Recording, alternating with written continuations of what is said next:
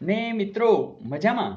મિત્રો 10મા ધોરણની અંદર બોર્ડમાં અગાઉ પૂછાયેલા પ્રશ્નો આપણે જોઈ રહ્યા છીએ. એમાં વૈવિધ્યસભર સમ જુદી જુદી સાલની અંદર જુદા જુદા જે પ્રશ્નો છે એ પૂછેલા MCQ ની અંદર, અને એમાં ખાસ નવું નથી હોતું, અને એ આપણે એકવાર જો બધી નજર કરી લઈ તો મોટાભાગનું રિપીટ થતું હોય છે, અને એ તમને તરત આવડી જશે.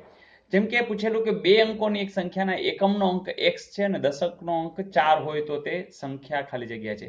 મિત્રો તમને ખબર છે જ્યારે આપણે 45 લખીએ છીએ ત્યારે આ 5 છે ને એની સાથે એકડો ગુણાયેલો હોય છે, અને 4 છે એ દશકના સ્થાને છે, એટલે કે 4 ગુણ્યા 10 હોય છે. તમને ખબર છે 4 ગુણ્યા 10 એટલે કે 40, 5 ગુણ્યા 1 એટલે કે 5 અને 45 થતા હોય છે. તો અહીંયા પણ બે અંકની સંખ્યા છે, એમાં એકમનો અંક અહીંયા x છે અને દશકનો અંક 4 છે. તો આપણે 4x ન લખાય, તો આપણે એટલી ખબર પડે કે 4 ગુણ્યા 10 છે અને x છે એ એકમનો છે, તો x ગુણ્યા 1 છે. રાઈટ, જેમ અહીંયા આપણે કર્યું હતું એવું જ.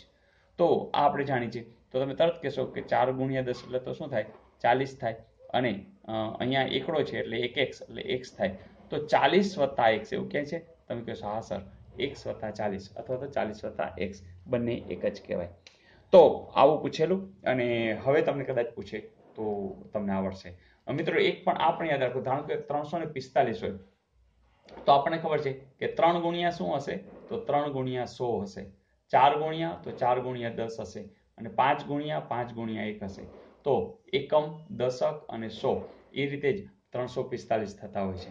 તો હવે દાખલા તરીકે કોઈનો x, y, z આવા 3 અંક આપેલા હોય, હે, તો એ 3 અંકમાં તમે કહી શકો કે 100x વત્તા 10y વત્તા z, આવું સમીકરણ મળે. તો મિત્રો આ એક માહિતી માટે, ક્યારેય પણ કંઈક નવું પૂછવું હોય તો આના આધારિત પૂછી શકે અને એ તમને આવડે. આપણો પ્રયાસ એ જ હોય છે કે દરેક વિડીયોમાં કંઈક તો તમને નવું મળે ને મળે. એટલે ઘણા વિદ્યાર્થીઓ પૂછતા હોય છે કે સર અમે કયો વિભાગનું અમે કામ કરીએ, અથવા તો પ્લેલિસ્ટમાંથી શું જોઈએ. તો મિત્રો બધાને ખાસ સૂચના કે તમે તમામ વિડીયો જોઈ નાખો. જેમ કે આ વિડીયો જોયા પછી નીચે લાઇકનું બટન આવે છે, લાઇકનું બટન તમારે દાબી દેવાનું. ઘણી વખત એક ને એક વિડીયો બે પ્લેલિસ્ટમાં પણ હોઈ શકે છે. તો જેમ કે મેથ્સ રિઝનિંગનો પણ એક આખું અલગથી પ્લેલિસ્ટ છે, તો એમાં બંને વિડીયો હોઈ શકે છે. પણ તમે જો એ વિડીયો જોયો હોય તો તરત ને તરત તમને ખબર પડી જશે.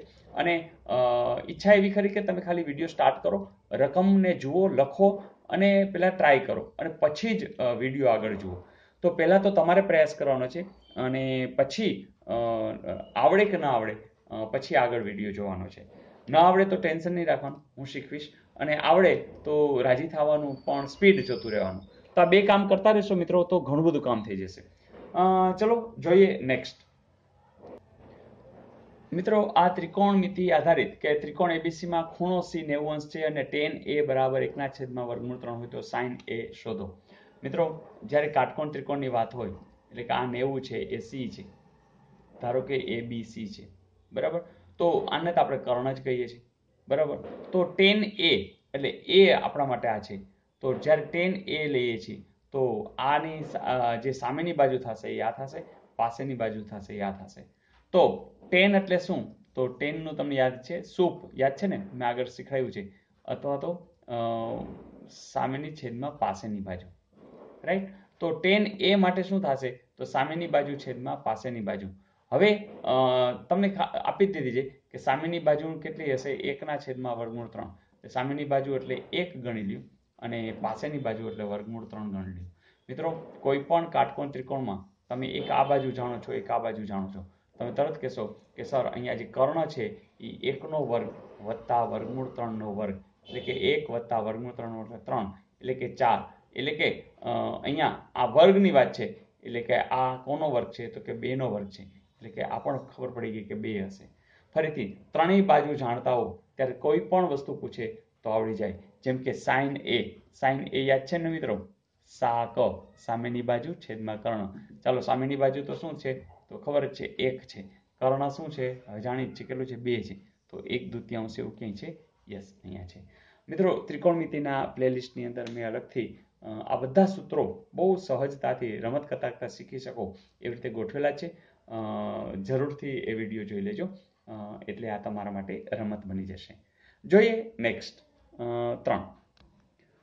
પ્રશ્ન આવો પૂછાયેલો કે શુદ્ધ ઘીનો ભાવ 1 કિલોગ્રામના ₹X છે.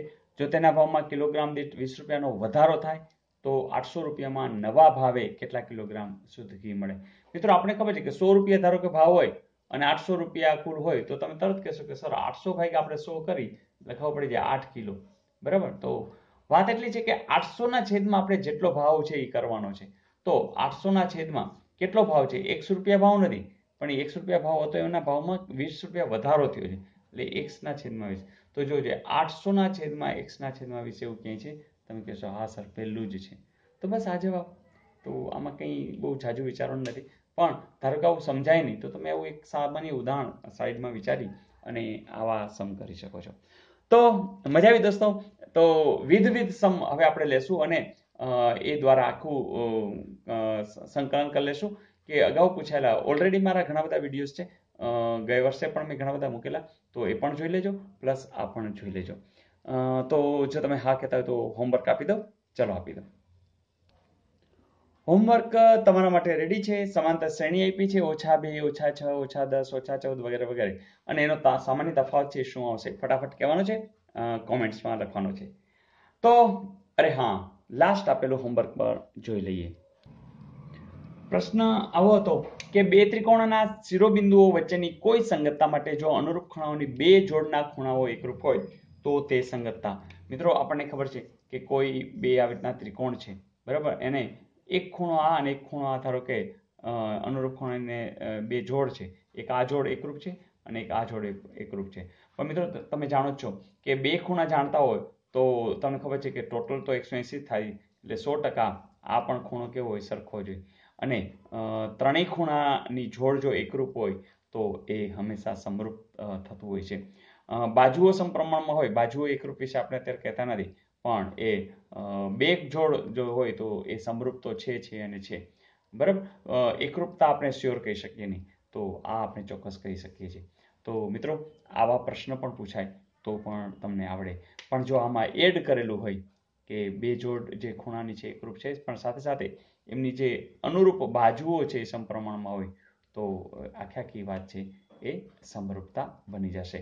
પણ મિત્રો અહીંયા બંને શરતોની જગ્યાએ માત્ર ને માત્ર આ બે જોડનું હોવું એ પણ ઇનફ છે. એટલે કે તમને ખ્યાલ હશે ખૂ હે ને, ખૂ તો એટલું પણ પૂરતું છે. પણ જો આ વાતની અંદર એટલું એડ કરવામાં આવે કે આ ત્રિકોણની જે બાજુ અનુરૂપ બાજુ એકરૂપ છે તો આખા ત્રિકોણો કેવા બની જશે?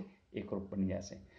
તો મિત્રો આવી વાતો જે ગણિતની બેઝિક વાતો છે એ પકડતા જઈએ, નોટની અંદર લખતા જઈએ અને નવું શીખતા જઈએ. તો wish you all the best. આનંદથી કામ કરીએ. જરૂરથી તમે તમારા મિત્રોને શેર કરતા રહેજો અને તમે પણ કોમેન્ટ્સ લખતા રહેજો. આવજો.